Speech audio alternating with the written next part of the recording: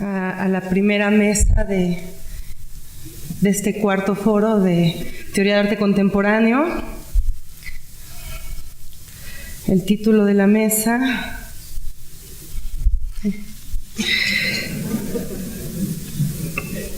La historia a la luz del arte contemporáneo. Los ponentes Thierry Dedeuve y Cuauhtémoc Medina. Yo creo que lo que va a versar esta mesa en términos sumamente sintéticos podría resumirse en tres conceptos.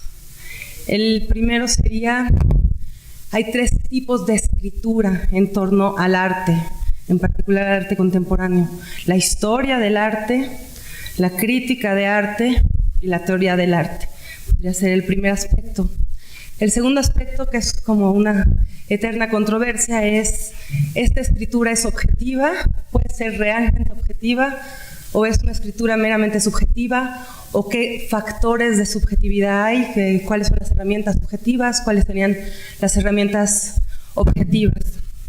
Y en muy resumidos términos, el tercer tema, la temática que trataríamos sería, hay una construcción, digamos, en términos universales o de mainstream para explicar la historia del arte, y a la vez hay una serie de productos o de pensamientos muy locales, regionales. La pregunta sería si se puede hacer una historia del arte de lo local sin tomar en cuenta las grandes estructuras teóricas de lo mainstream, o bueno, esta polémica entre el mainstream y lo local. Serían los tres temas que yo logré como abstraer de lo que se va a tratar en esta mesa. Los ponentes, a quien le vamos a dar la palabra primero, es Thierry Dedeuve. Él es de origen belga, es maestro en la Universidad de Lille, es historiador y crítico del arte. Muy probablemente lo conocen por un texto muy famoso que escribió en el 66, Kant after Duchamp. Ha hecho exposiciones importantes, una exposición que se llama Voici 100 ans, he aquí 100 años de arte contemporáneo, que se presentó en el Museo de Bellas Artes de Bélgica y posteriormente estuvo en el pabellón belga de la última Bienal de Venecia. Es un teórico, es alguien que se dedica a reflexionar acerca de la teoría y de la estética contemporánea. Después de mucho tiempo de estar trabajando en particular acerca de los objetos duchampianos, parece ser que ahora se ha interesado en la obra de Manet. Yo creo que es muy interesante lo que nos plantea en términos de qué espera el que escribe sobre arte contemporáneo, qué espera de la obra y cuál es su lugar, desde dónde la ve. Yo creo que son preguntas bastante kantianas, su formación es kantiana, y en ese sentido ayer me comentaba Pablo Helguera que para Thierry incluso el acto mismo de la mirada ya es un acto creativo. Eso abre la pregunta de en dónde está delegado lo creativo, en dónde está delegado lo teórico, en dónde está delegado lo crítico, es decir, ¿quién ostenta lo creativo? ¿Nada más los artistas? ¿Quién ostenta lo teórico? ¿Nada más los teóricos? Bueno, voy a darle la palabra a Thierry. Adelante. Gracias. I almost understood everything you said. It's wonderful. So you have a way of speaking that's very comprehensible. Thank you. Thank you very much, Itala. But my Spanish is certainly not good enough for me to speak in Spanish, not at all. So I'll be speaking in English. And it's called Critical Reflections in Bed with Madonna. Something came home to me some time ago when a friend and colleague said to me with a hint of irritation, "Oh, Thierry, you're really like an artist." I had done something a decent professional art historian wasn't supposed to do, and her exclamation was a friendly blame, but I took it as a compliment. Only later did I ponder what she might have meant, and whether I deserved the compliment even if she hadn't intended it as one, and how embarrassing it was to have been made self-conscious about something I would rather have ignored. In any case, it was too late. I couldn't erase what I'd heard, and my friend's remark has stayed with me, prompting me to respond probably much too personally to Pablo's kind invitation to reflect on the activity of the art critic, the art historian, or the art theorist in relation to contemporary art practice.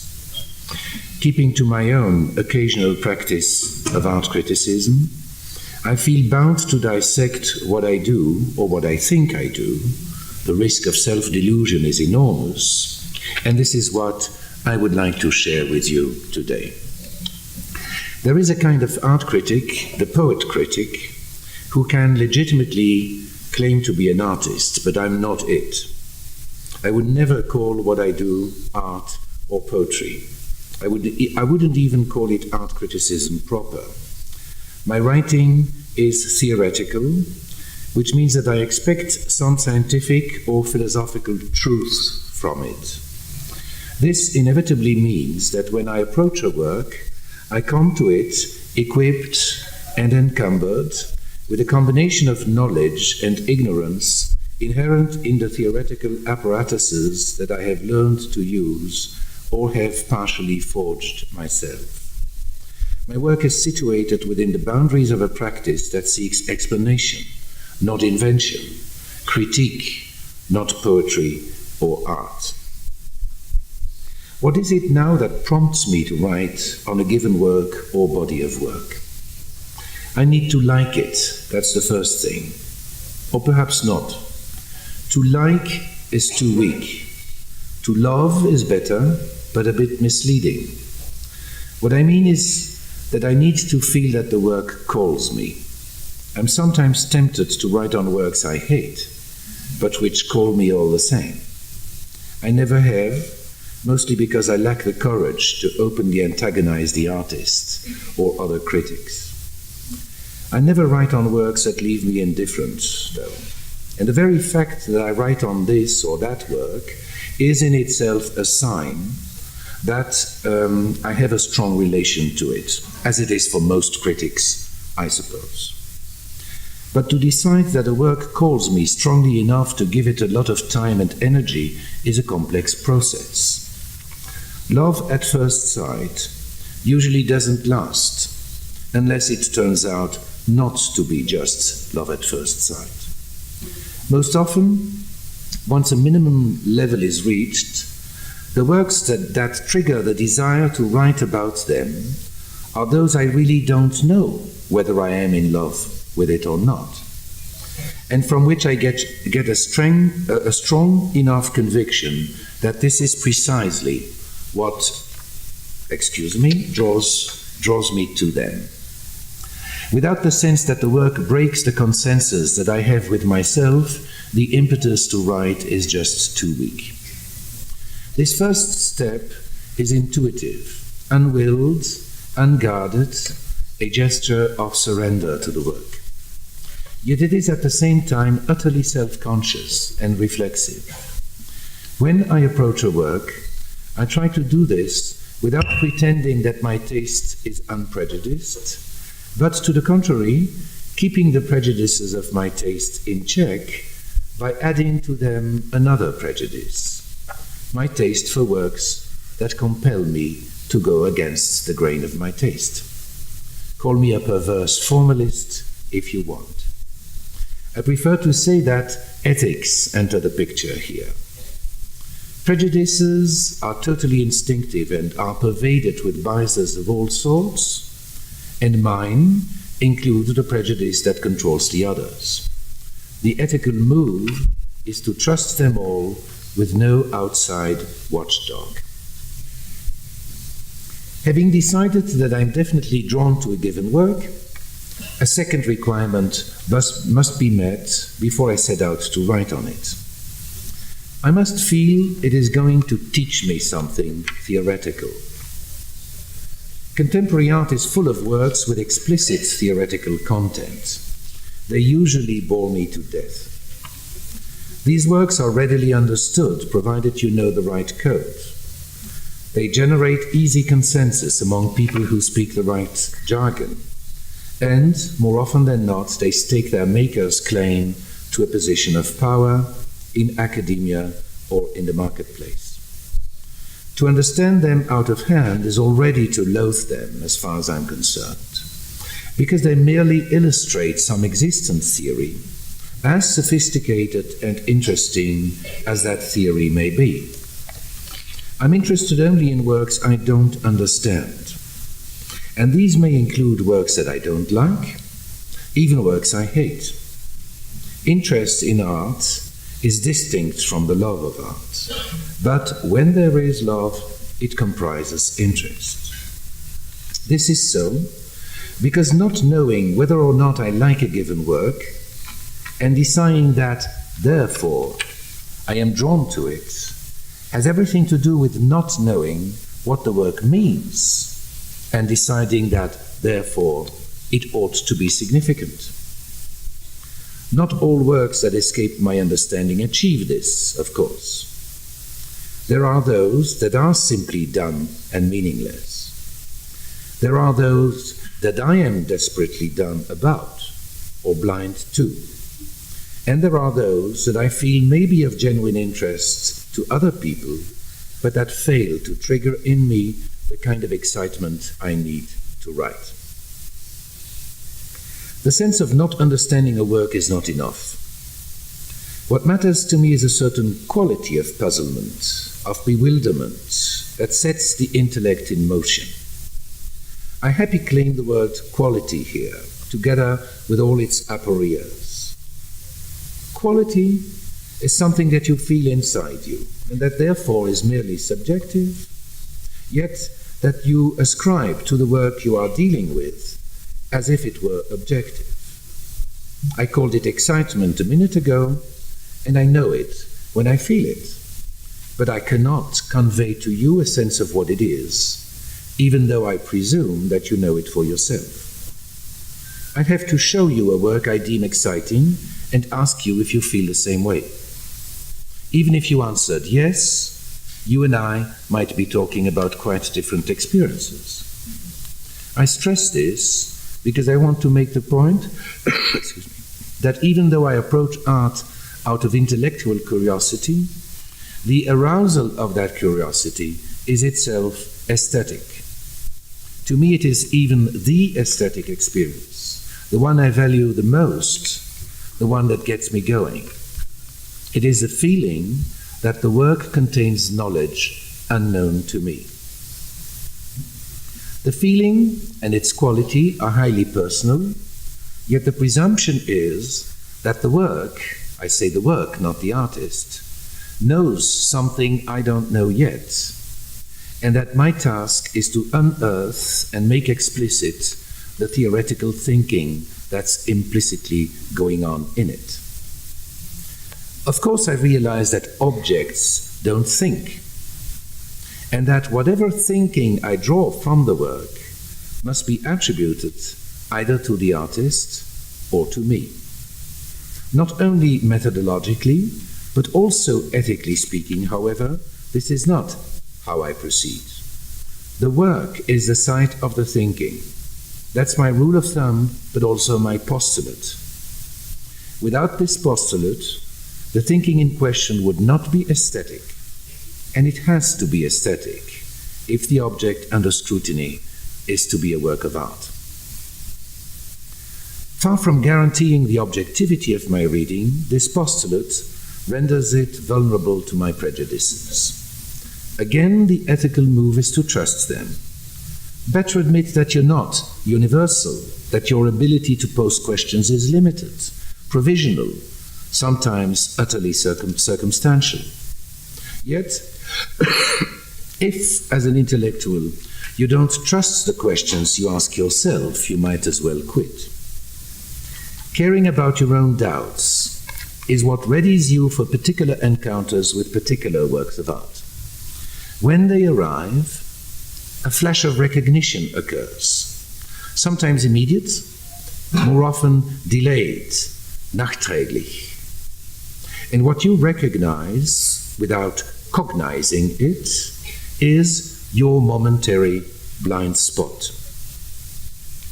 I have never approached an artwork or a body of work, or for that matter, a cultural phenomenon, without a theoretical question in mind, usually one having to do with some historical transformation in the notion of art.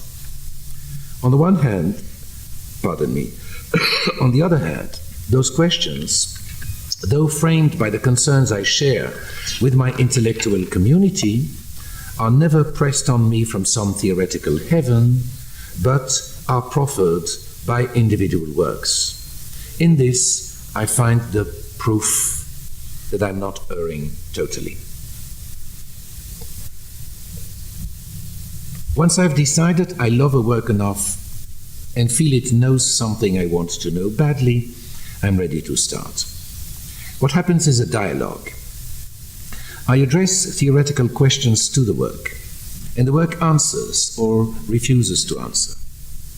The way it does or doesn't answer leads me to pursue my line of questioning or to shift ground, to refine the hypotheses I'm working with, or to abandon them, to summon certain references and to dismiss others. That's the exhilarating part of my job, the time of truth and dare, the time when I'm really in bed with Madonna. You know, Truth or Dare was distributed in Europe under the title In Bed with Madonna. So it's a love affair and a struggle, a ceaseless intercourse with the work. And like intercourse, it's all about touching and being touched. I mean, if you aren't moved by the work, nothing happens. You aren't theoretically aroused. You go through the motions of theoretical lovemaking, but you're numb. You simulate pleasure, perhaps, but your writing is dull.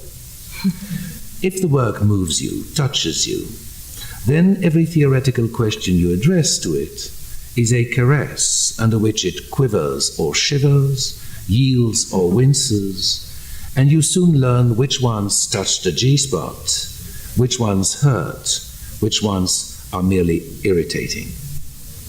Enough lyricism. What is it? It's the delay with the translation. Yes. That could be. All right. Enough lyricism. If the lovers and art lovers of this world are still with me, I've made my point. Even if they don't get their kicks out of theoretical caresses from and of works of art as I do. Sorry. The point is not to claim the right to my own little perversions, but to convey a sense that I both am and am not talking metaphorically. I said dialogue, and I said intercourse. I said it's all about touching and being touched. Now I add, it's all about talking and being talked to. Touch and talk are equally metaphors when it comes to our relations with things. But, as everyone knows from looking in philosophical bewilderment at a ready-made or an Andy Warhol Brillo box, works of art are not merely things. They do touch and they do talk, which is why, incidentally, all cultures tend to treat at least their own artworks as quasi-living beings, quasi-persons, and why the defacing of a work of art is always a barbaric act. The unreality of the dialogue intercourse, I call it dialogue/intercourse, between work and critic, then, is not the conventional distance between reality and metaphor. It has to do with the fact that only through the interplay of dialogue and intercourse do I access the work's otherness and remoteness. In other words, the work inasmuch as I don't understand it. This interplay could be described as a second-degree dialogue or as intercourse at a remove, but these images are misleading, for they suggest a plane of meta-language where dialogue and intercourse are kept apart. In fact, it is the talking that does the touching, and vice versa. This is what makes art criticism such a strange and unique activity, full of risks. The first risk to be overcome is the extraordinary narcissistic pleasure of the activity. That's inevitable, since art criticism is reflexive. The work is, after all, a thing. So when I ask it a question, I'm actually talking to myself. And when it answers, I'm actually listening to myself, deciphering messages of uncertain origin. And when the work touches me, I'm reveling in my own emotion. That's not romanticism, that's fact. An embarrassing fact, I agree, but one that it's a lot more interesting to acknowledge than to deny, because you can then see art criticism as involving a constant self-conscious reflexivity on what you're doing. Critical reflection is not a meta-discourse on your practice, it is immanent to it. You have to be constantly on guard against excessive identification and projection. You don't want to lose yourself in the work, and you don't want to take the work hostage. Here, ethics once again enter the picture. You have to know that you can't possess a work of art any more than you can possess a person. You have to respect its otherness, keep yourself from wanting to assimilate it into yourself or to project yourself uninhibitedly onto it. The difficulty is that the ultimate safeguard against the risk of bathing in your own feelings is your own feelings, and that it is up to you to draw the line between legitimate narcissism and self-indulgence.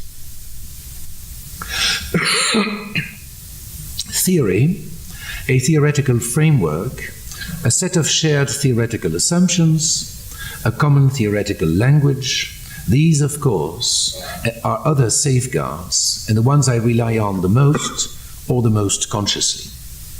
But here, several new risks arise. The main one, to me at least, being over-interpretation. As I said, when I interpret a work, I approach it with a theoretical question in mind. I was only half honest when I said it was the work itself that proffered the question. It would be truer to my experience to admit that more often than not, the question is prompted by theory.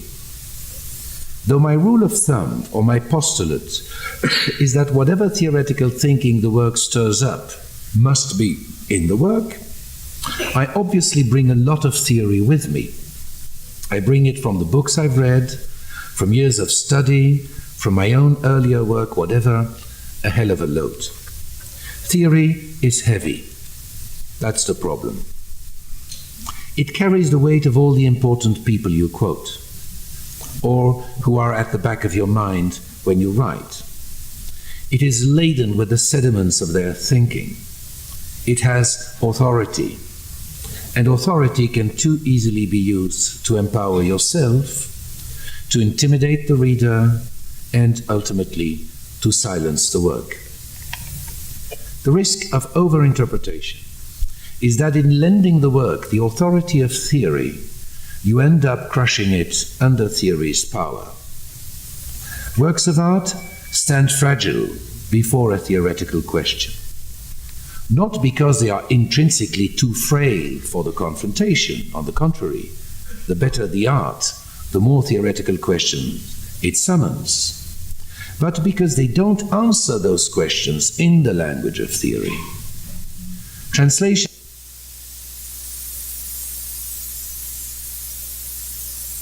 Gone? It was gone? No? The problems of translation and translatability put the finger right on the wound. This is where all the difficulties and risks of art criticism, as I see it, are compounded. They start with the very first question I must ask myself. How do I know that a given work summons a given theoretical question, and that I'm not just bringing my current obsession to the work? There's no way I can know this for a fact. I sense it, I feel it, I go at it intuitively, how else? The risk of self-delusion and narcissism is at its greatest here. The problem is not one of subjectivity versus objectivity. It is that the only road to the objectivity of theory is a subjective control of the subjective use of theory. I simply have no one else at hand to keep myself. I must write as if the living artists were dead, and the work, severed from its maker, belonged to art history. Yeah, it's scandalous, I know. I won't pretend that I never interview artists, or that I don't make use of what artists have said to others. I may even have abused such source material, as it is unfittingly called. But I don't necessarily take what artists say to represent their vantage points. I'm more like a Lacanian psychoanalyst listening to the signifier. To talk about the artist's work is to relate what the work says about itself and other things to what the artist says about the work and other things, and to presume that the work explains the words at least as much as the other way around. But remember, what the work says about itself is accessible to me only through the dialogue that I claim to have with the work, but that in fact I have with myself. Since I'm after my own blind spot, the work, or the work's enigma, is, so to speak, the other. And as Lacan said, there is no other to the other. Otherness is non-reciprocal. To interview the artists, exchanging small talk, information and opinions, or discussing theory with the artist is one thing. Like all human exchanges, this one rests on the convention that is largely the illusion that vantage points are interchangeable. To communicate to the artists what I've written about the artist's work is an altogether different thing. It is a face-to-face in which we both stare at each other's otherness, an unmediated face-to-face, even though two objects, the artist's work and my text, lie between us, pretending to be vessels of communication. The work was not addressed to me in particular, but when I felt that it called me and that it had something theoretical to teach me, I acknowledged receipt of it as if it had been addressed to me. My text is not addressed to the artist either. Fortunately, most artists want to know what's written about their work. I fear and love this. It's the real test. I don't consider myself to have passed the test successfully if the artist agrees with my interpretation of the work. That's not the point. But I'm happiest when the artist feels compelled to talk back, with words or with works. In this, I find the sign that I haven't erred totally. Thank you.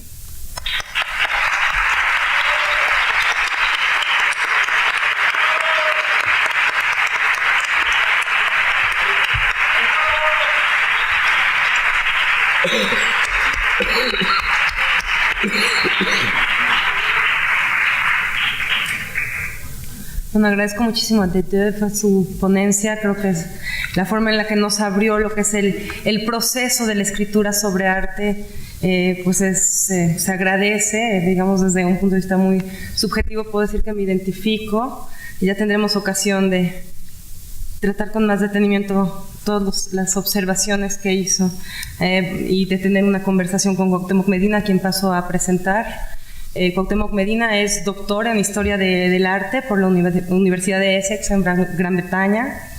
Es investigador del Instituto de Investigaciones Estéticas de la Universidad Autónoma de México y curador asociado de arte latinoamericano de la Galería Tate Modern de Londres. Bueno, conocemos su labor como curador, como crítico de arte. Entre las empresas que ha realizado Cuauhtémoc junto con Francis Salis está el gran trabajo de La Fe Mueve Montañas. Últimamente ha escrito sobre la obra de Guerzo y bueno, es muy importante mencionar que tiene una columna quincenal en el periódico Reforma, El Ojo Breve, porque es fundamental para nuestros días, no sé si para la historia, supongo que también, pero contar con un espacio así Cuauhtémoc decidió tratar un tema que es, digamos, ya nos platicará bien, pero Octavio Paz como crítico de arte, siendo que en algún momento de su vida Octavio Paz trabajó acerca de la obra de Duchamp, sacó un libro magnífico, y después también tuvo sus acercamientos a la obra de Tamayo. Un poco con esta ponencia también va a tratar Cuauhtémoc de reflexionar en torno a lo que él llama la arqueología de la crítica local, lo que decíamos al principio, la relación de la reflexión en los países laterales y el alto modernismo del mainstream. Le doy la palabra, Cuauhtémoc. Gracias, quiero agradecer mucho la invitación. Sin tratar de reformar los errores que puedo tener en este trabajo, quisiera un poco sugerir que, bueno, en realidad, ante una invitación que en cierta manera me resultaba compleja la idea de tratar de hablar sobre crítica e historia del arte, disciplinas que no sé cómo es que uno acaba practicando, decidí asumir la condición que tienen ambas, que es que operan sobre lo específico y tratan de generar desplazamientos argumentales. Entonces, en lugar de disertar sobre eso, lo que yo traté de hacer hoy es tratar de hacer una especie de operación en torno a esta relación. Y el texto se llama La oscilación entre el mito y la crítica. 1. Crítica y extrañamiento. En un país como México, donde el escritor ejerció, por lo menos hasta fines del siglo XX, la función de ser el administrador cultural general, por encima de académicos, teóricos o especialistas, pareciera un tanto ocioso trazar una frontera entre escritura y crítica de arte. Pudiera incluso pensarse que al hacer esto, se quisiera reeditar la descalificación de la crítica poética que hicieron los críticos teóricos de los años 70 latinoamericanos. Mi intención es muy distinta. Intento proponer una cierta operación histórica que consiste en revisar un cierto fragmento de la vilipendiada crítica poética local, o para ser precisos, de la crítica escrita por poetas, que solo se vuelve significativa una vez que se le restaura en toda su excentricidad. Lo que intento es subrayar la relativa insensatez de una operación crítica, un momento de malentendido, por otro lado del todo habitual en el tejido geopolítico de la cultura del siglo XX, con el que hacia 1950 un poeta joven de la periferia surrealista, Octavio Paz, estableció el lugar de Rufino Tamayo como cabeza visible de la pintura mexicana post-mural. Esto supone, un poco brechtianamente, concebir la historia como medio de extrañamiento. Pues una vez que se hace a un lado toda pretensión apologética, la historia debería servirnos, como la etnología, para mostrar al presente como contingente, como no necesario, sugiriendo que nuestra situación o discursos no solo no son permanentes, sino que encarnan una variedad de posiciones y posibilidades canceladas. Esto, yo esperaría, debería contribuir a colocar a un autor como Paz un tanto fuera del aparato de momificación intelectual que lo rodea. En cualquier caso, la distinción entre crítica y escritura sobre arte tiene la ventaja de ayudarnos a detectar una muy especial operación cultural. Por amplia y no pocas veces asombrosa que haya sido la producción de Paz acerca de las artes plásticas, cerca de 1000 páginas en 2 volúmenes en sus obras completas, resulta banal estudiar la crítica de arte de Octavio Paz como el mero registro histórico de sus opiniones y gustos. Una alternativa sería asumir que incluso aquellos a los que la división del trabajo designa como críticos de arte profesionales, solo ocupan o ocupamos la función de crítico por excepción y ocasionalmente. Es decir, en aquellos momentos en que definen polémicamente para los demás, y esto es lo más riesgoso, a nombre de los demás, una relación con las obras de arte. En otras palabras, cuando sus juicios efectivamente pasan a ejercer el aparente salto lógico del juicio estético, curiosamente análogo al salto lógico, sigo aquí Ernesto Laclau, que constituye la hegemonía. Trazar un puente que hace pasar lo particular, y particularmente el interés particular, como lo general, como el interés general.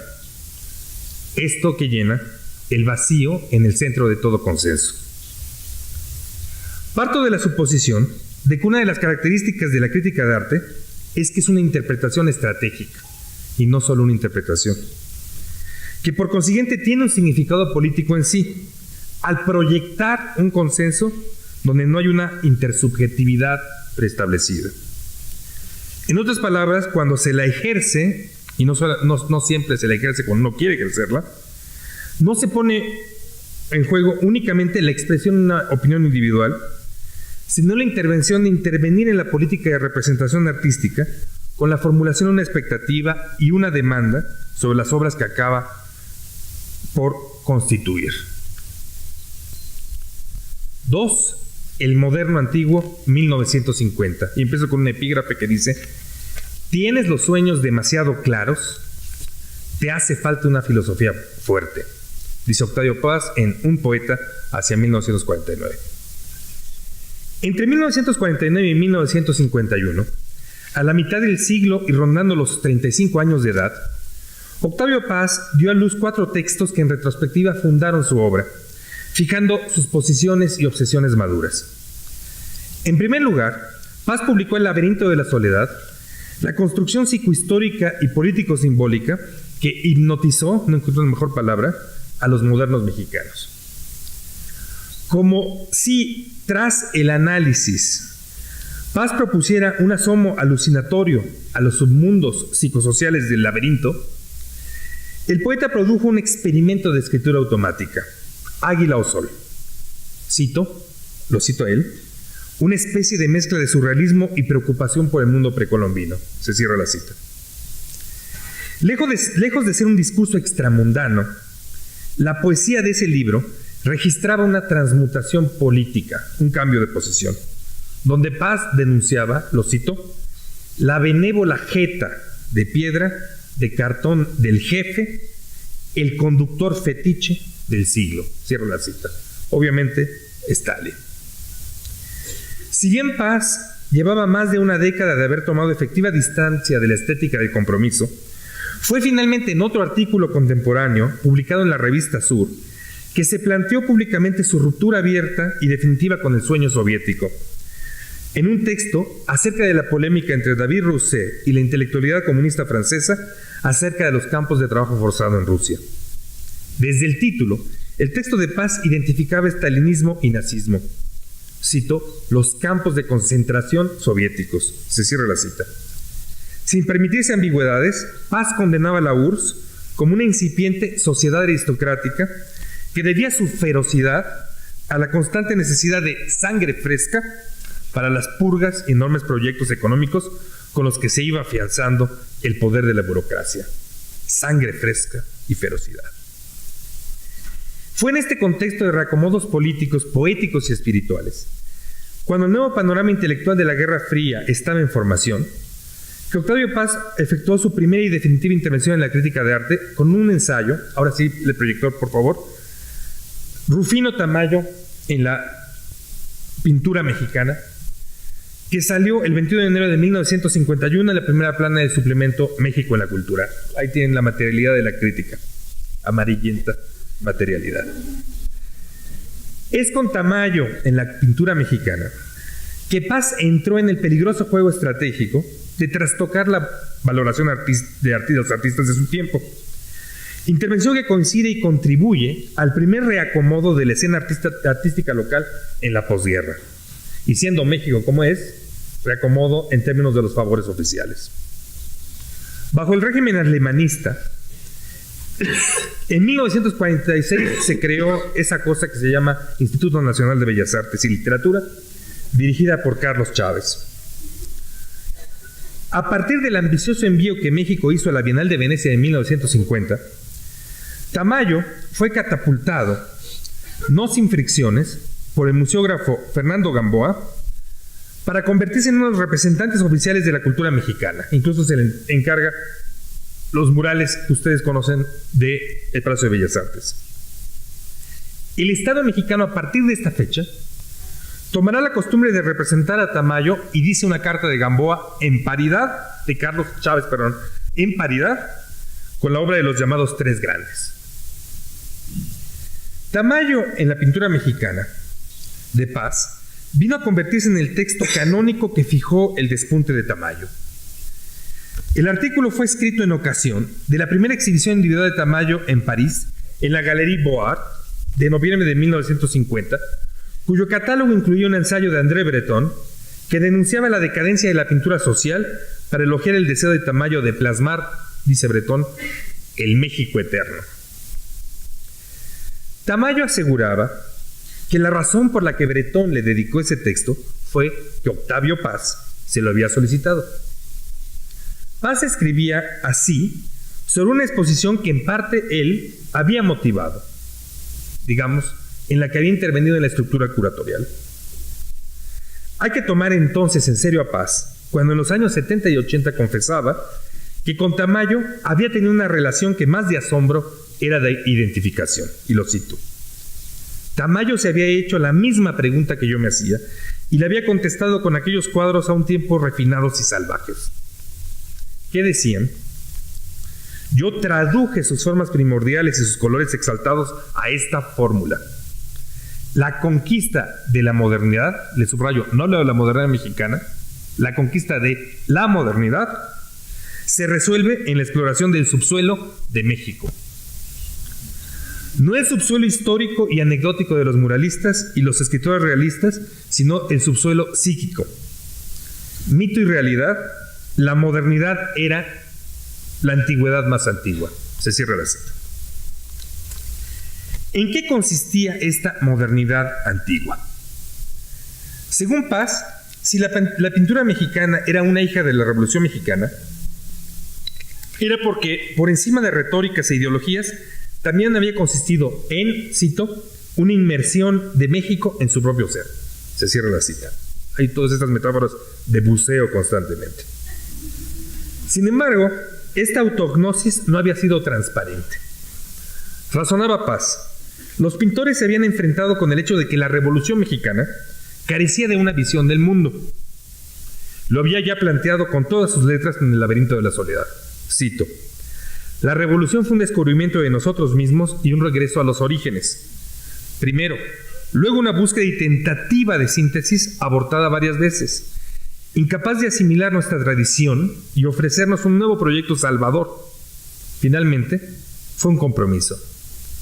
Ni la revolución ha sido capaz de articular toda su salvadora explosión en una visión del mundo, ni la inteligencia mexicana ha resuelto ese conflicto entre la insuficiencia de nuestra tradición y nuestra exigencia de universalidad. Se cierra la cita. Esa falla era, según Paz, la explicación del marxismo de los muralistas. Una cáscara que, cito, no tenía otro sentido que el de reemplazar por una filosofía revolucionaria internacional la ausencia de filosofía de la Revolución Mexicana. Se cierra la cita. Lo distingue de la mayor parte de los grandes pintores de nuestro tiempo, mexicanos o europeos. Se cierra la cita. Con la excepción de Picasso y Miró, decía Paz, para todos los modernos, el, cito, descubrimiento de la inocencia es el fruto de un esfuerzo y una conquista. Se cierra la cita. Tamayo era por eso único. No requería de antropología, historia o arqueología, de recorrer los museos en busca del efecto de lo antiguo. Él era capaz de excavar lo primitivo en sí mismo, pues, cito, no necesita conquistar la inocencia. Le basta descender al fondo de sí para encontrar al antiguo sol surtidor de imágenes. Se cierra la cita. Paz aspiraba a dotar a Tamayo de un estatuto político mundial, que lo insertaría en la competencia por la nueva fórmula pictórica que la victoria aliada generó a los dos lados del Atlántico. Sí, cito, Tamayo había descubierto la vieja fórmula de la consagración, cierra la cita. Ello lo capacitaba para hablar también directamente y sin filtros del ambiente de terror del mundo contemporáneo. Cito a Paz. Este hombre moderno también es muy antiguo. En esa frase aparentemente inocua, Paz deslizaba la sugestión de que el pintor mexicano estaba más preparado para describir el apocalipsis del siglo XX en la medida en que su civilización ya había experimentado la brutalidad de un colapso histórico. Y voy a citar este párrafo que me parece decisivo de esta excentricidad de Paz. El pintor nos abre las puertas del viejo universo sagrado de los mitos y las imágenes que nos revelan la doble condición del hombre, su atroz realidad y simultáneamente su no menos atroz irrealidad. El hombre del siglo XX descubre de pronto lo que por otras vías ya sabían todos aquellos que han vivido una crisis, un fin del mundo. Se cierra la cita. Asumamos la desmesura de la sugerencia de Paz. El poeta interpretaba los escenarios casi metafísicos de Tamayo de los años 40, y se los estoy mostrando sin ninguna ambición de precisión, figuras desnudas y cubistoides enfrentando los cielos azules cruzados por eclipses, acometiendo la violencia de los elementos o la amenaza de los cielos, como una alegoría de la desilusión de la posguerra. Fuerzas locas, dice Paz, que eran, cito, una respuesta directa e instintiva a la presión de la historia. Se cierra la cita. El primitivismo de Tamayo no era, pues, el ofrecimiento de una fantasía arcádica, sino la vía para la comprensión de la catástrofe de la Segunda Guerra Mundial. Hacer anidar estas contradicciones es finalmente lo que Paz entendía entonces como cierta negociación con lo sagrado, y lo cito. La fusión entre lo moderno y lo primitivo, para llamar así a una sensibilidad a la intemperie de la muerte y la catástrofe, se da en Tamayo con mayor naturalidad que en otros. El mundo del terror y de la mecánica es la otra cara del mundo solar y dichoso. El cuadro es el lugar de encuentro de todas estas fuerzas. Se cierra la cita. Bajo lo excéntrico de este discurso, se formulaba, sin embargo, una ambición muy general. Como varios autores, como Serge Guibot, han sugerido, el final de la Segunda Guerra Mundial y los reacomodos ideológicos de la Guerra Fría enmarcan una especie de carrera internacional por definir una nueva geografía artística. Una vez que la musa parisina había perdido su misterio, se abrió una implícita competencia por definir las nuevas condiciones de práctica global que finalmente habrían de inclinarse por la dominación del expresionismo abstracto americano. Es en el lapso de vacilación entre el dominio de la Escuela de París y la de Nueva York que la operación mitológica termonuclear de Paz tiene lugar. Como si el poeta mexicano hubiera tratado de movilizar las fuerzas dilapidadas del surrealismo en favor de un desplazamiento simbólico al sur. Intento destinado a cierto fracaso. Rufino Tamayo fue marginado como ejemplo de un nuevo tipo de ilustración emocional, lo que Clement Greenberg denunciaba en la pintura de Tamayo como una emoción meramente ilustrada y denotada en lugar de plenamente incorporada. Es así que ocurre una transferencia. En lugar de sumergir a su espectador metropolitano en la iluminación apocalíptica neoazteca, Paz contribuye como nadie a formar una nueva hegemonía nacional. Por medio siglo, Rufino Tamayo vendrá a convertirse en el referente de la buena pintura mexicana, el modelo de un artista supuestamente aborigen que puede por lo mismo conversar con la vanguardia internacional.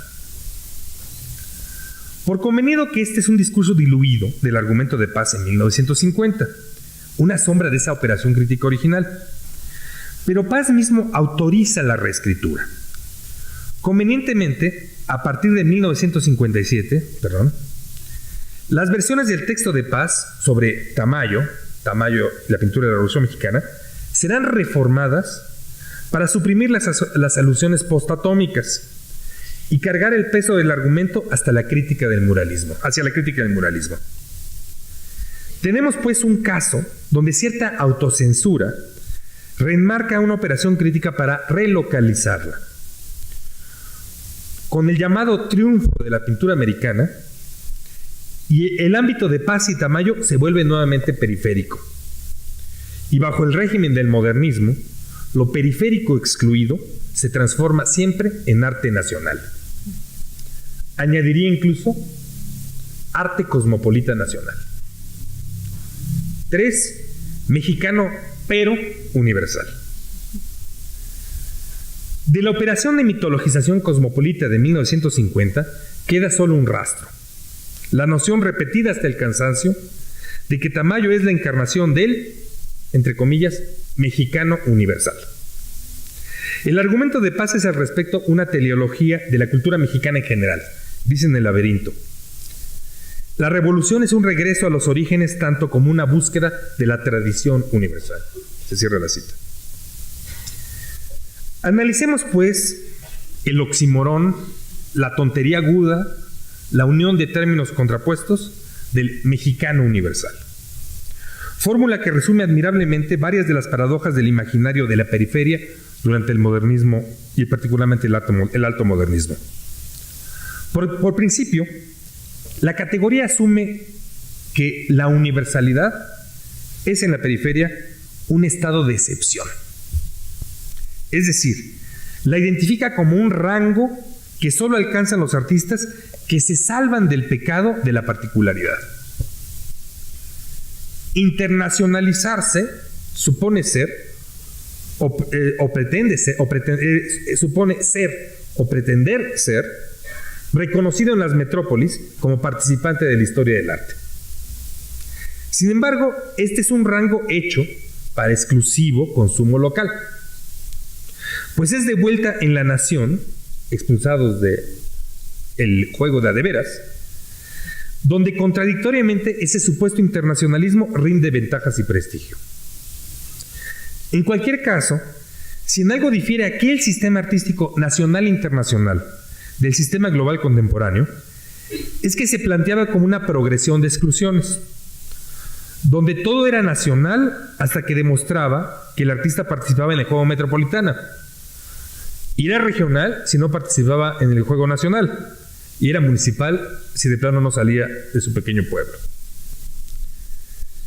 Situación muy distinta en principio, sin negar las complejidades del caso, del circuito global actual, donde es el centro quien requiere de abarcar en su juego a las minorías y antiguas colonias, para seguir apareciendo precisamente como metropolitano, es decir, para no sucumbir a la pérdida de su centralidad.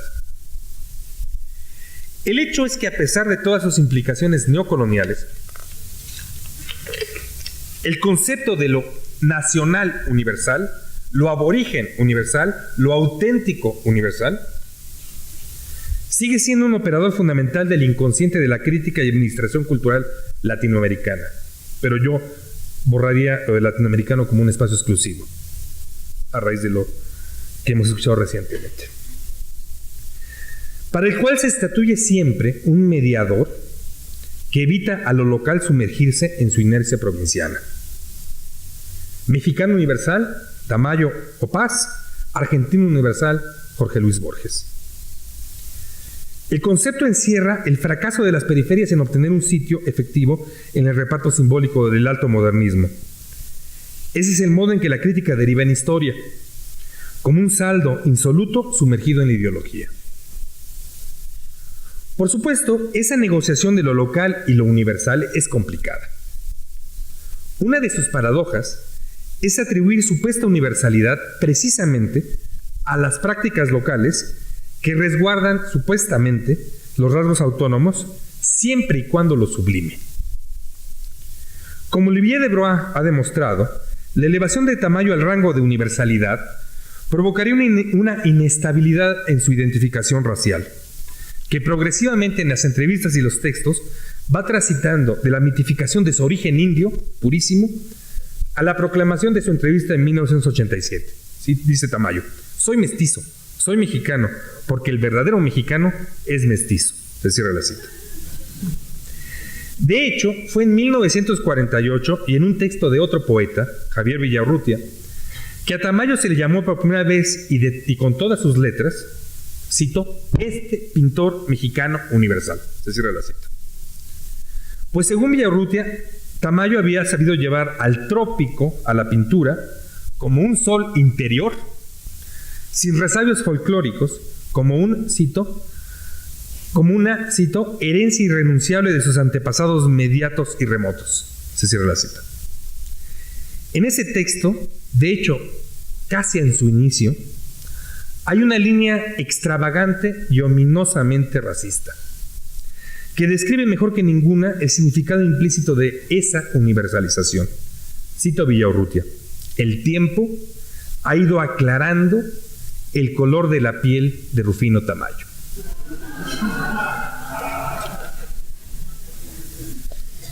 Yo no había leído este texto y les juro que no entiendo cómo es que no lo leen todos. Es una maravilla. 4. Duchamp y la analogía, la crítica a las cosas. Y empieza con una pequeña entrevista a Paz, que de principios de los 70. Octavio Paz, una última pregunta. ¿Cuáles son sus planes hacia el futuro? Contesta Paz: abolirlo. Como en otra parte me ha tocado mostrar, una visión oscura de lo indio y el pasado precolombino define una parte importante de las actitudes estéticas y las lecturas de los artistas intelectuales mexicanos que derivaron al modernismo a partir del surrealismo después de la Segunda Guerra Mundial. Bajo el concepto de un gótico indoamericano, me he referido a la forma en que las élites modernizadoras mexicanas concibieron sus relaciones con el México indio a partir de la metáfora de lo muerto vivo, las supervivencias, fantasmas y estructuras semienterradas de un mundo indígena asesinado. Tan necesario de atesorarse y canalizarse como de atenuarse para garantizar su emblanquecimiento con la modernización.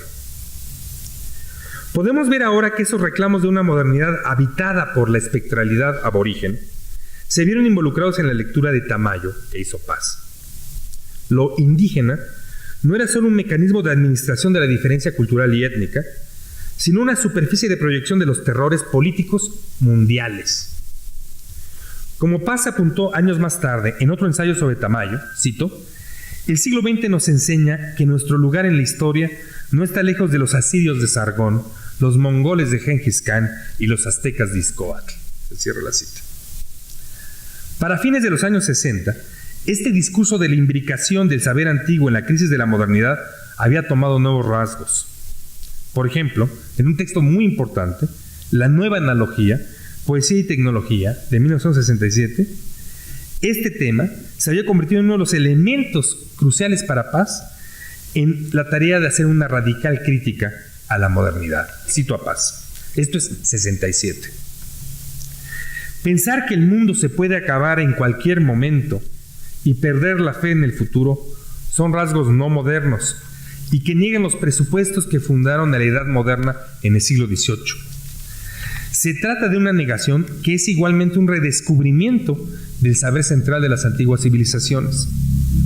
Hoy nos desvela la misma duda que al azteca al final de cada ciclo de 52 años. ¿Saldrá el nuevo sol o esta noche será la última? Esta reivindicación del mito de la modernidad tendría también como resultado inducir a Paz a especular nuevamente sobre el sentido de la historia del arte. Como buena parte de los dada y surrealistas, en los años 60, a Octavio Paz el pop y neodada, los ensamblajes y los happenings le parecían un anatema. Veía, cito, en la producción cada vez más numerosa de obras que se pretenden excepcionales y únicas, se cierra la cita, una repetición de los gestos de la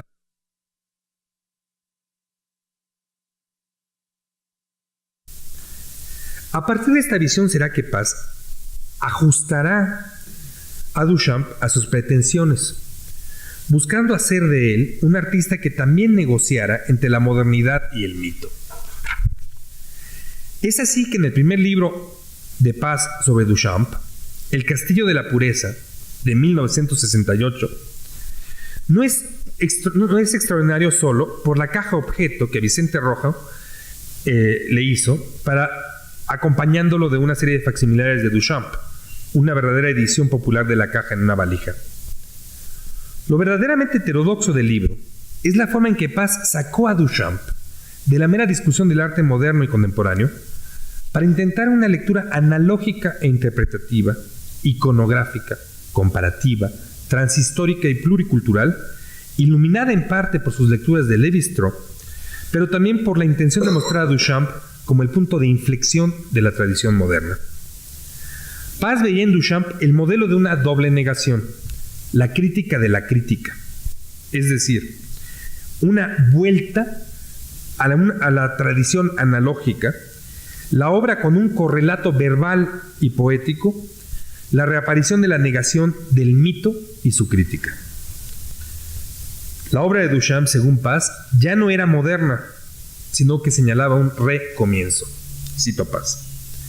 Como mito de la crítica, el gran vidrio es la pintura de la crítica y crítica de la pintura. Es una obra vuelta sobre sí misma, empeñada en destruir aquello que crea.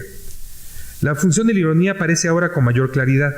Negativa es la sustancia crítica que impregna la obra. Positiva, crítica de la crítica, la niega y así inclina la balanza del lado del mito. La ironía es el elemento que transforma la crítica en mito. El círculo se cierra. Fin de una época y comienzo de otra. El gran vidrio está en la frontera de uno y otro mundo, el de la modernidad que agoniza y el nuevo que comienza y aún no tiene forma. Con ánimo estructuralista, y las siguientes dos ilustraciones vienen del libro de Paz. Paz ve en el gran vidrio una versión del mito venerable de la gran diosa, la Virgen y la Madre, la exterminadora donadora de vida. Se cierra la cita. De hecho, para subrayar su idea, aclara, cito, no es un mito moderno, hablando del vidrio de Duchamp, es la visión moderna del mito. Se cierra la cita. Paz estaba tan persuadido de que el gran vidrio marcaba el punto de arranque de una nueva alegoría, que encontraba perfectamente legítimo leerlo en paralelo a la diosa Kali, representada por la imaginería tántrica en Bengala. Cito, Kali es el mundo fenomenal. Imagino que una cosa que me importa que es los dos, en esta ilustración que escoge Paz obviamente, los dos reinos de la ilustración, una del gran vidrio. En fin, Kali es el mundo fenomenal, la energía incesante, esa carnicería, sexualidad, propagación y contemplación espiritual. Es evidente que tanto la imagen como su explicación filosófica ofrecen más de una coincidencia con el gran vidrio y la caja verde. Kali y la novia, los testigos oculistas y las dos acompañantes, la pasividad masculina y la actividad femenina. Se cierra la cita. De hecho, Paz concluye, lo que ambos mitos formulan es una explicación de la circularidad del tiempo, como fenómeno de la creación, la destrucción, la mujer y la realidad. Por consiguiente, concibe al gran vidrio como, cito, una escena del mito, o más exactamente, de la familia de mitos de la Virgen y la sociedad cerrada de los hombres. Se cierra la cita. La consecuencia de esta lectura es una realidad paralela, una historia del arte que no ocurrió. Paz imaginó por algún tiempo que el arte contemporáneo debería abandonar el literalismo de la obra de los años 60 para arribar a un nuevo tipo de obra de arte. Cito, una máquina de significar.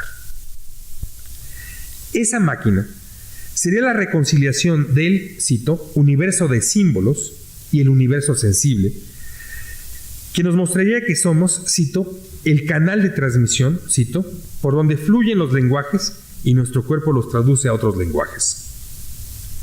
Para 1968, Paz creía que las rebeliones de aquel año anunciaban una nueva clase de obra de arte que ya no sería objeto ni negación, sino un nuevo signo, el equivalente postmoderno de la pintura tántrica. Cito, ¿cómo no imaginar otro arte, el polo opuesto, destinado a satisfacer una necesidad más imperiosa, la meditación y la contemplación solitarias? Este arte no sería una recaída en la idolatría de la cosa artística de los últimos 200 años. Tampoco sería un arte de la destrucción del objeto, sino que vería en el cuadro, la escultura o el poema un punto de partida. No la restauración del objeto de arte, sino la instauración del poema y el cuadro como un signo inaugural que abre un camino. Quizá Paz esperaba que la mezcla de los enigmas de Joseph Cornell y los poemas mesóticos de John Cage habrían de generar una especie de computadora russolliana. En cambio, el mundo del arte se dirigía a la desmaterialización y el arte información. Ahora bien, En lugar de considerarlo como un nuevo punto de partida, Paz, entonces, rechazaba el conceptualismo como una perversión radical del proyecto duchampiano.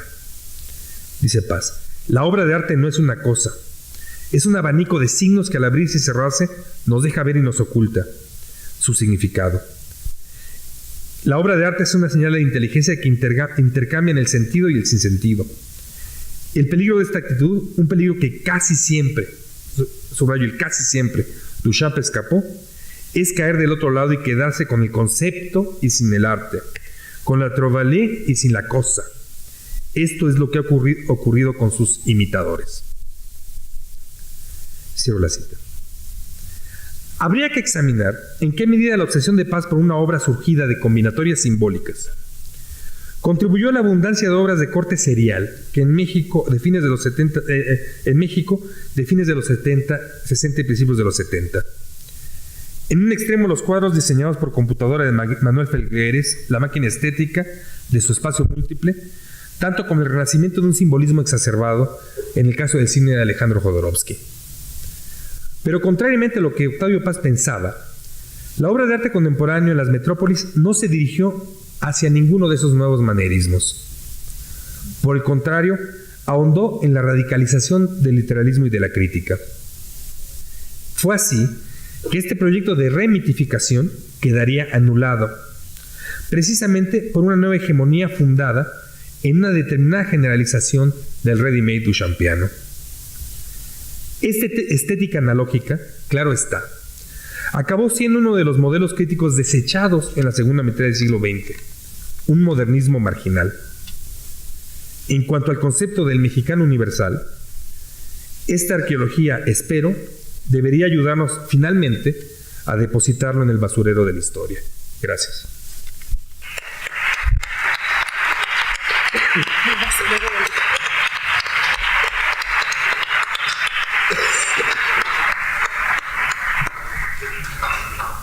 Bueno, creo que hemos tenido dos ponencias excelentes, muy diferentes, en apariencia quizá antagónicas, pero yo diría que más bien complementarias.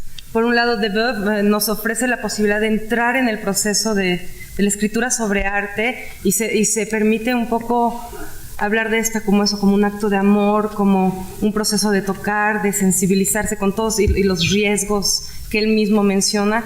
Y bueno, Cuauhtémoc nos recuerda que detrás de toda escritura está el poder, está la estrategia, el control del pensamiento, la ubicación de discursos dominantes. Entonces yo creo que podemos empezar con un diálogo entre los dos ponentes, una discusión. ¿Quién prefiere empezar?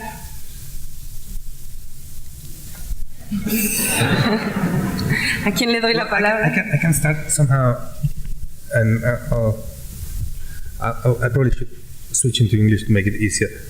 I was listening to your paper, and somehow thinking on the books I know from you, and I felt a need of asking you, how do you reconcile this phenomenology of your practice with the way in which your writings, at least the ones from the 80s, seem to suggest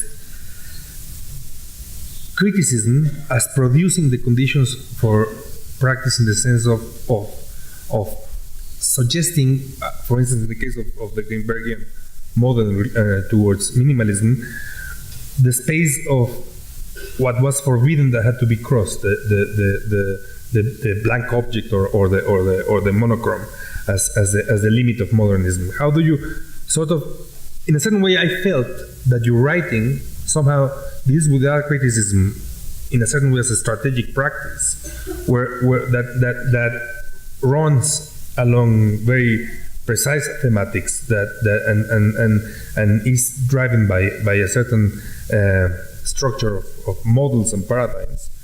And your reflection on your practice seems to work in a completely different field, where the question of what rules this intercourse with the art object is not in place. Well, maybe one way of approaching an answer to that question would be the piece that you're referring to about the blank canvas is not a piece of art criticism. It's a piece of history.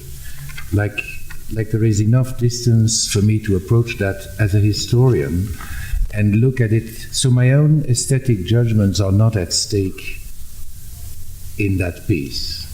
I would probably have written exactly the same thing had I valued Don Judd's work more or less, or something like that. Perhaps with the exception of Kouzouth, with whom vis-à-vis whom I'm very severe, but that is his own fault. I mean, he as an artist claims to be a theorist, and if his theory is wrong, then his art is bad. And that is not my fault. It is his fault. So that would be the exception, perhaps, in that particular text. But the rest, I think that these reflections who come rather late, maybe 20 years after I started practicing art history or art criticism, they're just an occasion to pause and say, okay, what am I doing here? Let's try to put that in writing. That's all.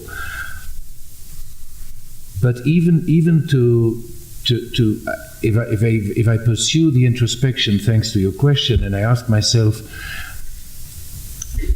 but have you been so subjective even if you're in your work as an art historian? I would have to say yes.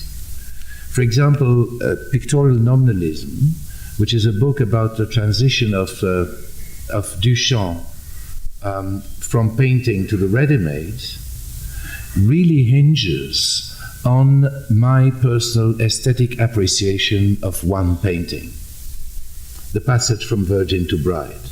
And I even went to Philadelphia with a friend of mine who's a very good painter, a New York painter. We went together and I wanted his advice too. I wanted to check my own perception, because I always had the feeling that The Nude Descending the Staircase was a good painting but not good enough. That it relied on certain linear tricks. In a Woelfilian manner, I would say that it was a linear painting, not a painterly painting. But of course, there is some wrong or right. Who knows? You know, I am warned against the intentional fallacy and things like that. Mm-hmm. But nevertheless, there comes a point where you probe the mind, or what you think the mind of the artist is. And I had to convince myself that Duchamp was an ambitious young artist who could not see that he could become a great artist without being a great painter. At that time, that was impossible. I mean, and so that his ambition was to produce at least one painting which, to his own eyes, of which he could say, "Ooh, I made it. Now I am a painter." And Duchamp, I see as a young man with this ambition, and also that incredibly critical vision of which you spoke when you said of irony, that irony transforming criticism into myth. I mean, that's what Octavio Paz also saw in Duchamp, so maybe we can talk about that now. But I had to check with, the only thing I had was my own aesthetic feeling vis-à-vis three paintings: Nude Descending a Staircase, the passage from Virgin to Bride, and then Bride, which is not as good as the passage, I think. To convince myself that what had happened in the mind of this artist was that he proved himself, okay, I am a painter, but I need not do it again. I proved it to my own eyes. And that of course colors my whole interpretation of Duchamp in that book. So if I'm wrong in my aesthetic appreciation, but what does that mean? It means that somebody else is going to say Duduve has bad taste. He thinks that The Nude Descending a Staircase is not good enough, and that Passage from Virgin to Bride is a better painting. Nobody can demonstrate that mathematically. There is only a jurisprudence of other judgments equally subjective. But I admit that there's a lot of my interpretation that hinges on that. And I think that is the peculiarity of the business that we're involved with. Writing on art is something extremely bizarre. Sí, nada más. Yo creo que Octavio Paz, en su tiempo, cuando salieron estas publicaciones, fue leído de forma muy diferente a como hoy en día Medina puede leerlas.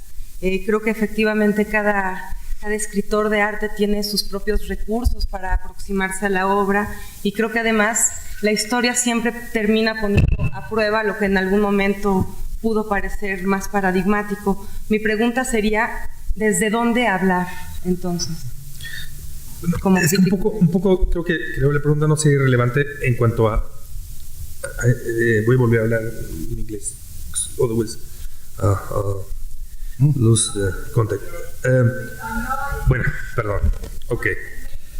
Eso es un argumento muy curioso. Estamos en México. Universales. Pero bueno, a mí me resulta interesante la tensión de operar como crítico y luego poner a discusión las condiciones de la práctica de los críticos de arte pasados, porque precisamente plantea las preguntas acerca de el mecanismo de operación de la crítica. Y tengo que confesar que me parece muy difícil ver mi propia práctica con la claridad, digamos, personal y prácticamente del orden del oficio de la escritura, a partir de leer la operación de la crítica pasada en los textos de historiadores. Es decir, me coloca, en cierta manera, bajo la sensación de que los efectos posibles y las posibilidades también son complejas. En cierta manera, que el juego no es un juego de reacción estética, o que la operación estética ocurre en una política más compleja. Y ciertamente no sé exactamente qué significa esto para el juego de hacer crítica cotidianamente, porque una cosa que me parece muy interesante de lo que Dedub dijo en el pasado es esta noción de una jurisprudencia. Es decir, la expectativa de que alguien, cuando escribe crítica de arte, trate de hacer el juicio nuevamente sobre bases nuevas, y que, sin embargo, esto puede o no confirmar o revocar otros juicios en una operación general. Y ciertamente hay esa especie de requisito que llamó en su texto ético, de tratar de mantener el juicio libre de superimposiciones. Pero no es tan fácil detectar esa operación en los textos del pasado, es decir, no operan así. Entonces, siempre acaba uno por preguntarse si el problema de hacer crítica tiene que ver con asumir cierta responsabilidad sobre la operación estratégica mayor. Yo estaba hace unos días revisando un texto sobre Godard, y me quedé muy impresionado con la manera en que André Bazin aparentemente pretendió operar como crítico de cine en la Francia de los años 40 y 50, queriendo entender cuál era el espacio posible de su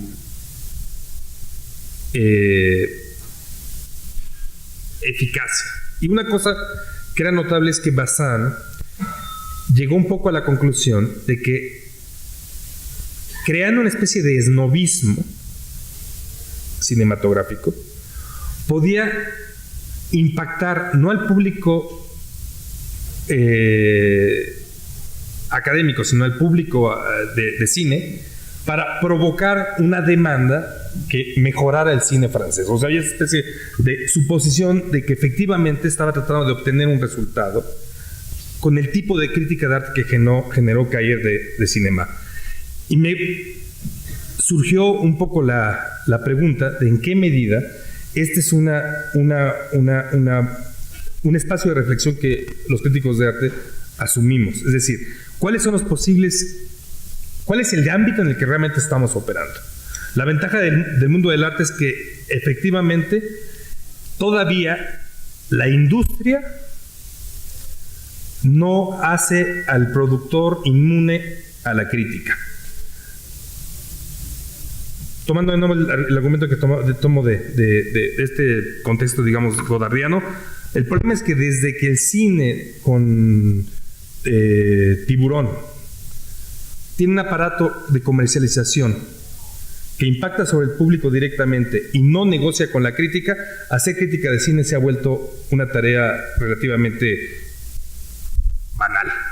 O sea, no se puede influenciar a la industria haciendo crítica de cine.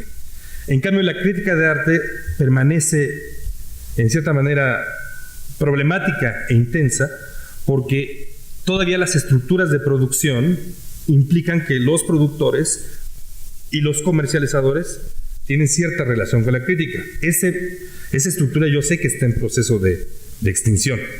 Pero un poco lo que yo me preguntaba es, efectivamente, si una discusión sobre crítica e historia no tendría que avanzar la pregunta de cuáles son las estructuras de operación de la crítica de arte y conviniendo que lo que Dedouv decía es muy asombroso e interesante, en cierta manera me rondaba la pregunta, no estoy diciendo que tengo una respuesta sobre eso, de en qué medida resulta tan relevante qué es lo que uno siente al hacer como crítico. Un poco me preguntaba en qué ámbito es que eso puede tener alguna clase de quizá función, o sea, qué gano yo como espectador sabiendo qué siente el crítico, en dónde se formula esa relación. Vamos a dejar que responda a eso.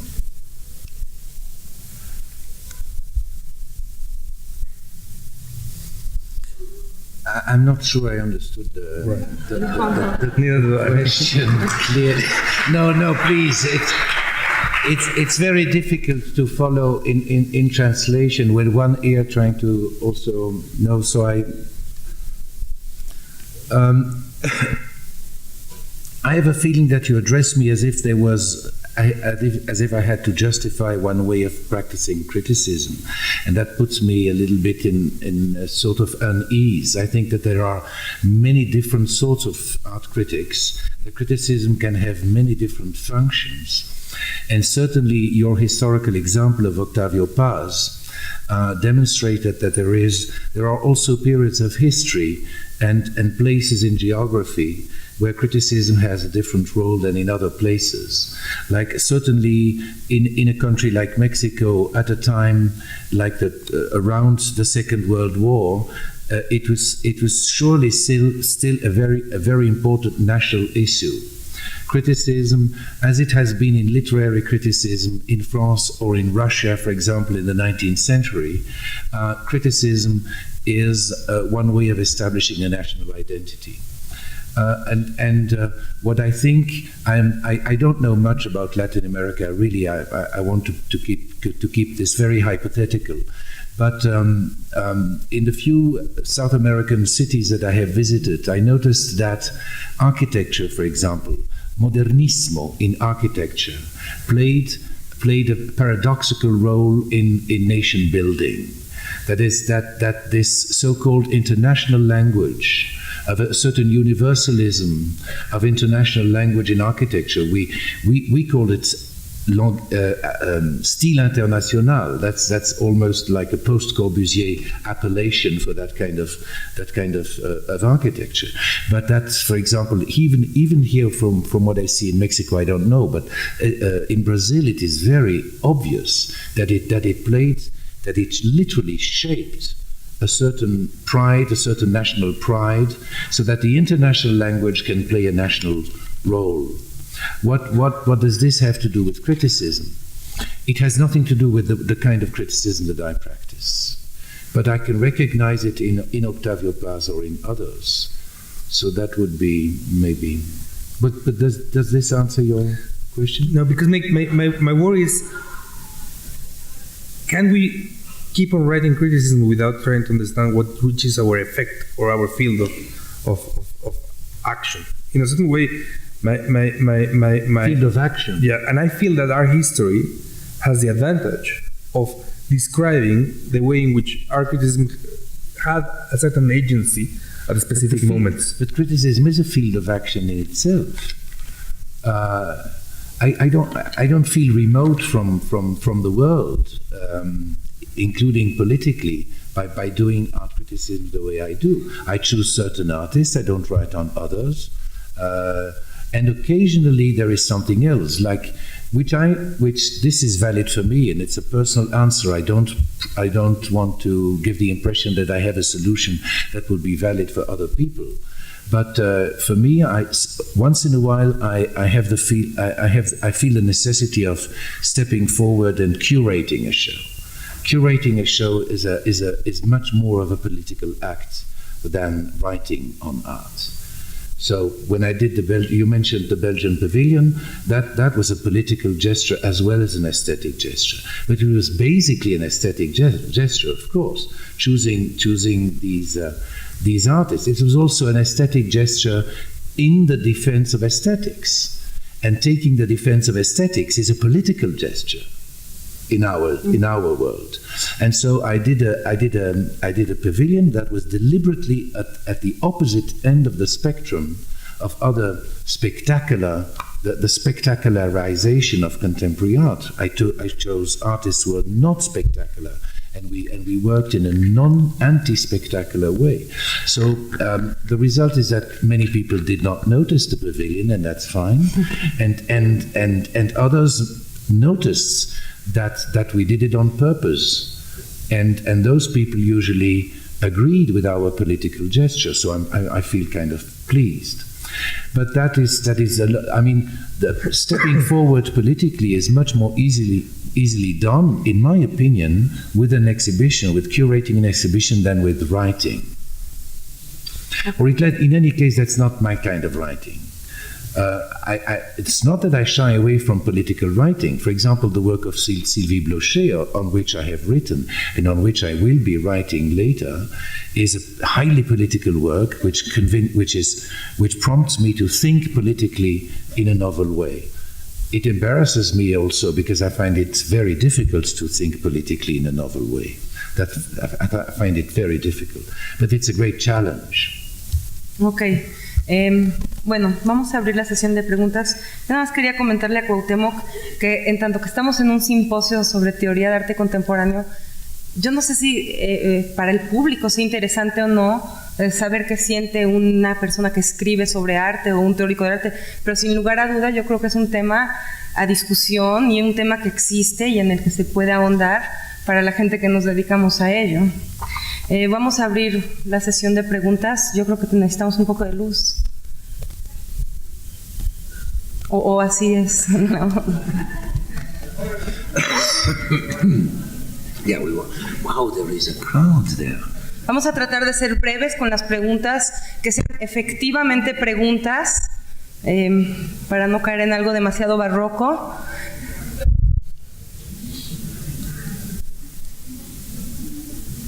Breves, concisas. Buenos días. Soy Luis López Gutiérrez, profesor de Artes Plásticas y maestro de Educación Especial. Yo quiero preguntar al señor Messier, que en su crítica habló de pedagogía y habló de sinceridad estética, ética en el trabajo artesanal o el trabajo artístico. ¿Qué piensa él de la educación especial con niños de deficiencia mental? Gracias.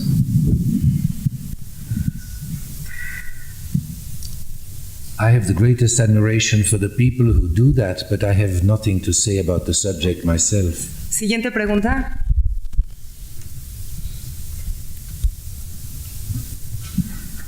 Gracias. Es una pregunta para las dos personas. Básicamente creo que se planteó una pregunta que, además de no formularse, no lo ha contestado ninguno de los dos. ¿Cuál es la función del crítico? Y la otra, el mercado. Porque se habló de autoridad crítica, pero esa no influye nada más en la historia del arte, sino en la venta y compra del arte y en el encumbramiento y destrucción del trabajo creativo de muchas personas. Yo creí hacer un apuntamiento, no sé si sea del todo incluso sano de mi parte plantearlo así, pero una característica de esa operación, y que a mí me inquieta mucho, es esta operación de hablar por los demás, para los demás. Y en cierta manera estoy trabado con esa operación política, porque la veo como una operación política. Es decir, por algún motivo, nosotros le atribuimos a un tipo el derecho de expresar opiniones sobre obras de arte, y solamente cuando este tipo falla, asumimos que es su opinión solitaria y personal. Y esta es como una especie de traducción un poco a un lenguaje de alguna manera político de un problema originalmente estético clásico. Entonces, el problema de la crítica de arte, yo ahí trataría de hacer una distinción frente a otras escrituras sobre arte, es que tiene esta operación de buscar formular un momento de consenso u operar en relación con los consensos argumentales que están frente en la discusión. ¿Cuál es el ámbito problemático de esto? Que está operando en un ámbito subjetivo, convenido a todas las mediaciones de esa subjetividad, que son teóricas, históricas, económicas, etc. Ahora, efectivamente, yo lo que estaba un poco preguntándome era si podemos escribir crítica de arte sin tratar de entender cabalmente o tratar de entender cuál es el ámbito de funciones que llegamos a cumplir. Históricamente, o por lo menos en el alto modernismo, existía la suposición de que había este sistema del crítico dealer, es decir, la obra de arte, para poderse vender, requería que la crítica...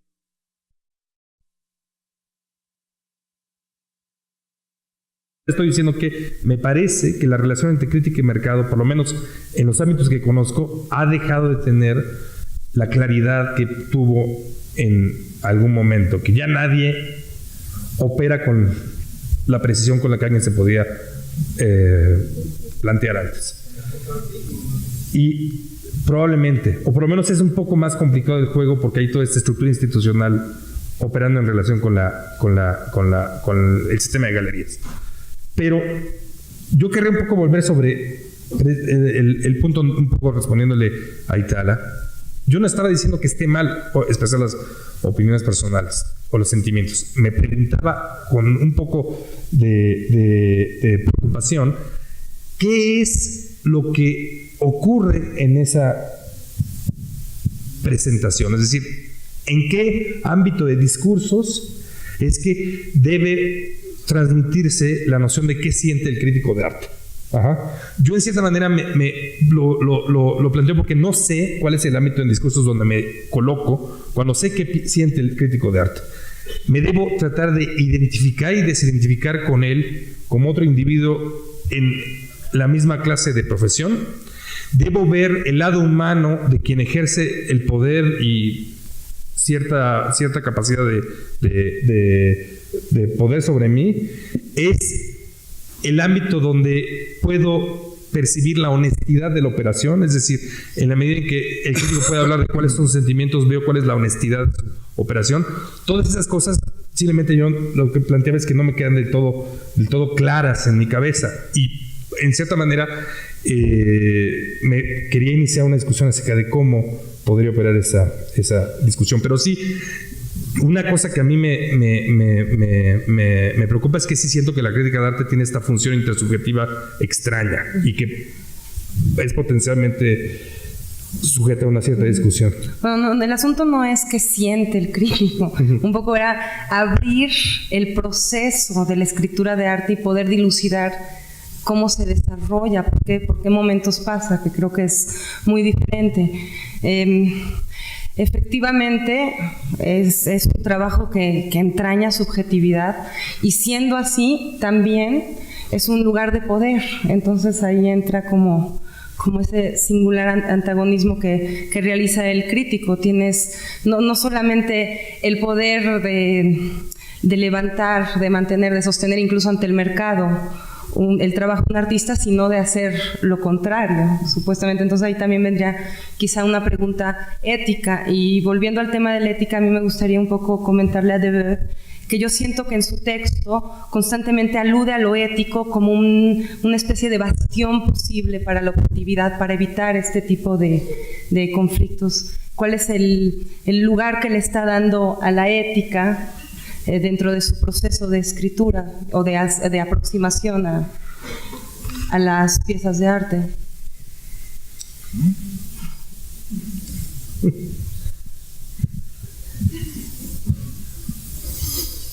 I don't know. It's so self-evident. It's so self-evident.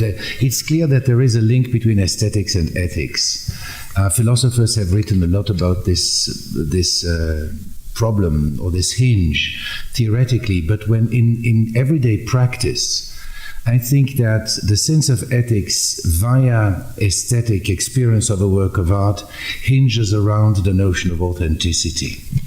This is, of course, a very old-fashioned notion that has been deconstructed and critiqued in the last 25 years, but which in the end resists.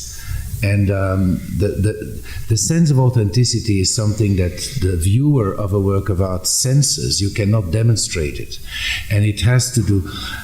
And that doesn't translate automatically into aesthetic quality. The work you may feel the authenticity in a work and feel sad for the artist because that's not enough, or that's not, or it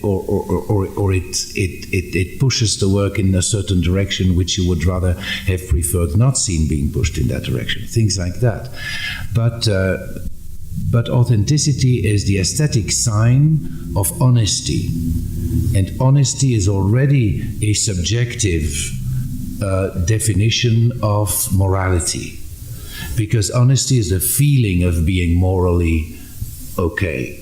It's just that feeling. But you know, that's the way it is. We are dealing with subjective matters here. There is no. I find it very naive that you could have the idea that you could have answers like say political answers to ethical questions is always the danger of dogmaticism, and I am incredibly resistant to that. So that there is an ethical sphere that is connected to the aesthetic is not the same thing. The artist can be a bastard in real life and still be a great artist. That is true. It's not the same. The values are not the same, but there is a connection, and the connection is lived by the viewer, whether professional or you and me, through this notion of lived authenticity. That I think. Okay, that's what I wanted to say about this thing. Yeah.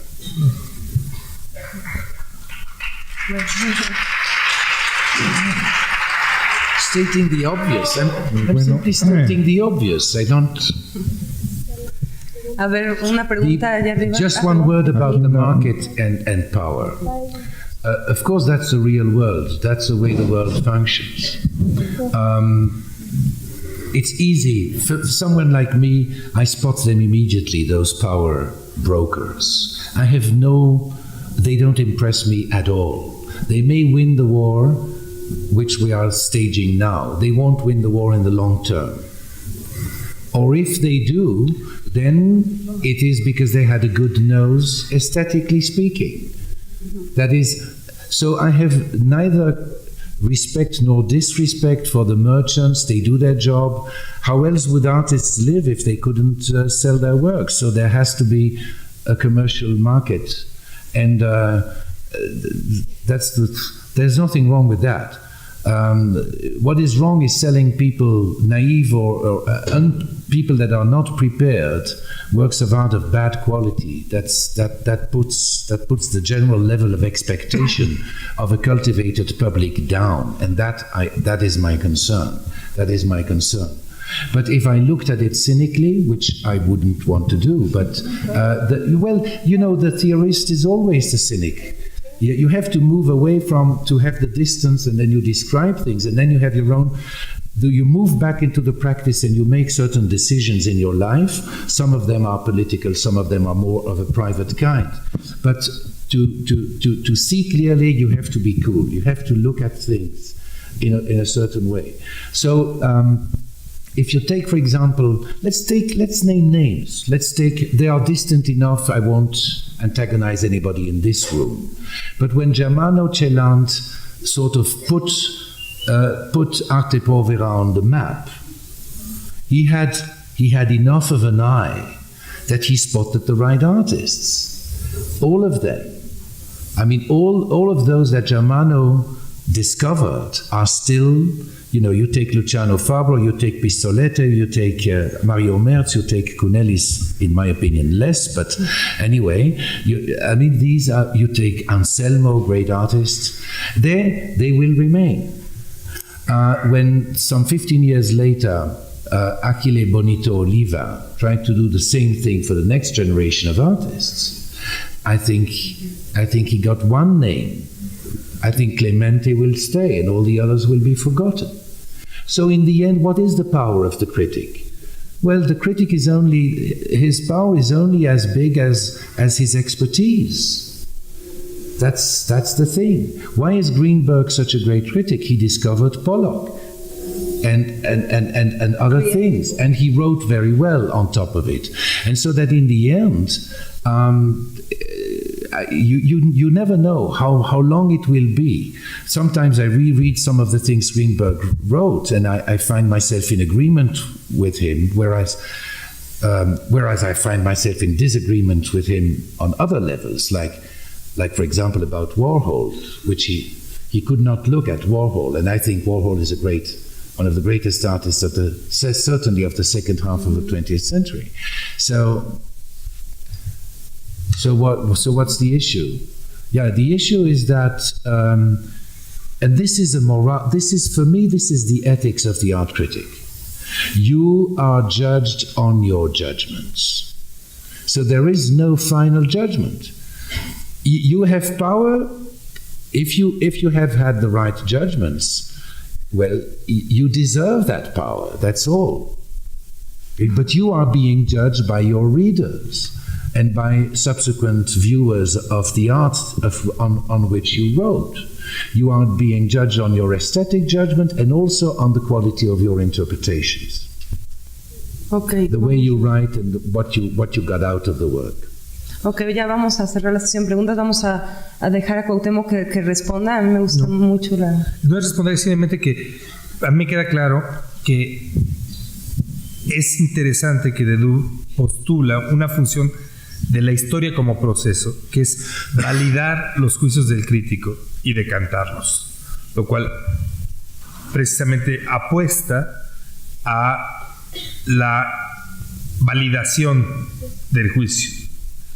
Y es cierto que un punto de partida que yo estoy sugiriendo es que la historia en relación con la crítica, lo que debería poder hacer es extrañarnos de la crítica, es ser capaz de encontrar cómo poner esos juicios en cuestión y mostrar su contingencia. Y ciertamente es muy, a mí me resulta sugerente ver esta función de la historia. Es decir, yo tengo la sensación de que la postulación del bien del futuro, que se encierra en la expectativa de la confirmación de los gustos del pasado, no es una cuestión para mí. O sea, en cierta manera, como historiador, no es mi cuestión. Lo que sí sé es que es una postulación que convierte la historia en un punto de juicio prácticamente divino colocado enfrente mío. Pero ese es un juicio sobre los usos que le damos a la historia, y sin entrar como a tratar de batallar con eso, sugiero la posibilidad de ver esto como una tensión. Es decir, esperamos que la historia sea un poco greenbergianamente, y me parece muy, muy interesante la transmisión de Greenberg aquí, como la confirmación del gusto o ese momento de revisión. En fin. Sorry. Sí, adelante. I just wanted to jump on the judgment of history. You spoke of validation by history, but one thing should be obvious. In order to validate one judgment, you need another judgment. Bueno, For example, you say 2 plus 2 equals 5, and I answer you're wrong. So I make a judgment about your judgment. It was a judgment in mathematics, and so the rule is clear. But when you say this bottle is beautiful, and I say it's ugly, I'm also judging your judgment by doing that. I'm saying you're wrong. And who is right? Of course, nobody. I mean, there's somebody else is going to say, what? No. Am I supposed to stop? Am I censored? everybody's leaving now. No, I don't see it. I see many people there. Wait, what is... You want me to stop? Okay. No, perdón, pero me están pidiendo que cerremos la sesión. Tenemos una larga tarde de trabajo. We have till 2 o'clock, ¿no? Sufre. Te van a matar. Bueno, está bien. Seguimos. Adelante. So what? Am I supposed to Keep going. keep going? No, I simply wanted to say simple things. There is no end to this process of judgment, and so there is no fear to have.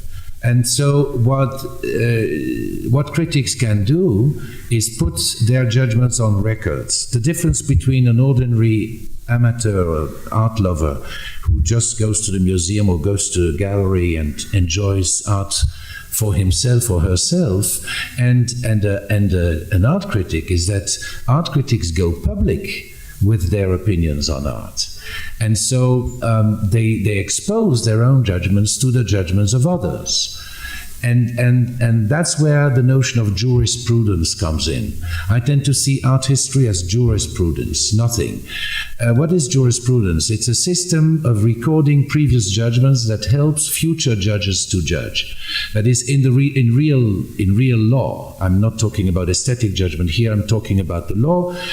Jurisprudence helps a given judge.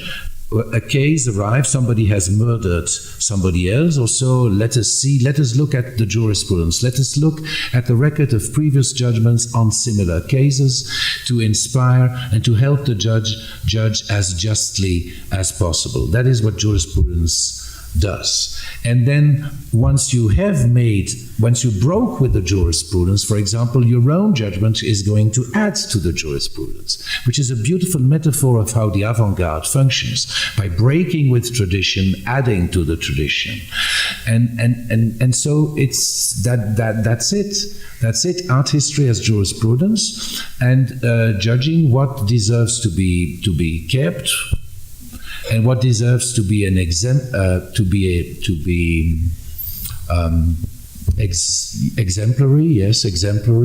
and guiding the judgment of future artists. That's what teaching is also about. But in teaching art, you show examples. You don't show the rules.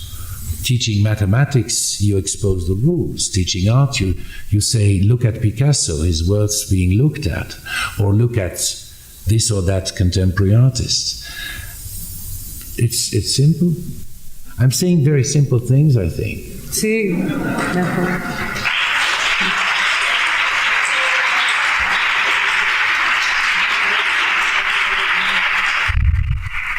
Bueno, creo que afortunadamente las dos posturas son... no se tiene que escoger una postura ante la crítica u otra. creo que es muy importante observar los puntos que Cuauhtémoc nos ha señalado también para no caer de lleno en un idealismo o en un romanticismo, pero agradezco muchísimo la participación de Deux por permitirnos hacer de esta práctica algo mucho más amplio para quienes la practicamos. Y bueno, insisto en que nos tenemos que ir porque tenemos que ir a comer, porque tenemos una larga tarde de trabajo, tenemos que estar de regreso a las 3:30 en punto, les recuerdo, porque tienen función de teatro a las 6 de la tarde, es decir, tenemos que acabar temprano esta tarde. Gracias.